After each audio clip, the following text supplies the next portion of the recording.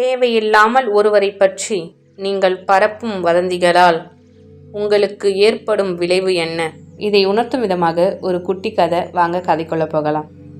ஒரு மடத்தில் குரு அமர்ந்து தியானம் செய்து கொண்டிருந்தார். அவரிடத்தில் நிறைய சீடர்கள் இருந்தனர்.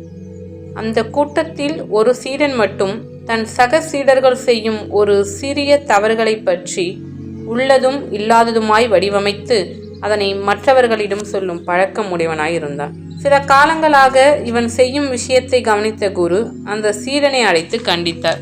இதனால் சீடன் குருவிடம் மன்னிப்பு கேட்டார். சீடன் மனதார தான் செய்த செயலை நினைத்து திருந்தவில்லை என குரு அறிந்தார். எனவே அவனை மனதார திருத்தம் செய்ய குரு முயன்றார்.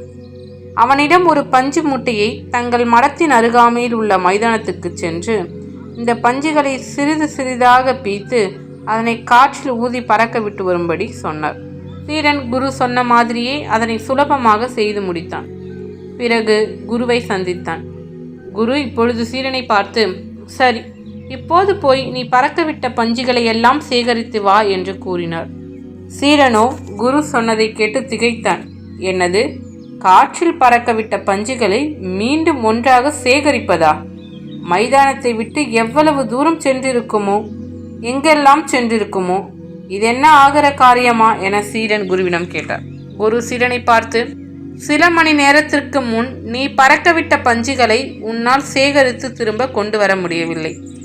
ஆனால் மற்றவர்களை பற்றி மிக எளிதாக என்னென்னவோ சொல்லி வதந்திகளை பறக்க விட்டு வந்திருக்கிறாயே, அவை யாரார் காதில் விழுந்து எப்படியெல்லாம் மீண்டும் திரிந்து என்னென்ன விளைவுகளை ஏற்படுத்தியிருக்கின்றனவோ, நீ மன்னிப்பு கேட்பதன் மூலம் அவற்றை திரும்ப பெற முடியும் அல்லது அவற்றை சரி செய்ய முடியும் என நினைக்கிறாயா? அப்போதுதான் அவனுக்கு தான் செய்த செயலால் ஏற்பட்ட தீய விளைவுகளை பற்றி முழுவதுமாக புரிந்தது. குருவை பார்த்து கண்ணீர் மல்க வெட்கி தலைகுனிந்தான் சீடன். அன்றிலிருந்து வதந்திகளை பரப்பும் அந்த தீய செய்கையை அடியோடு விட்டொழிந்தான்.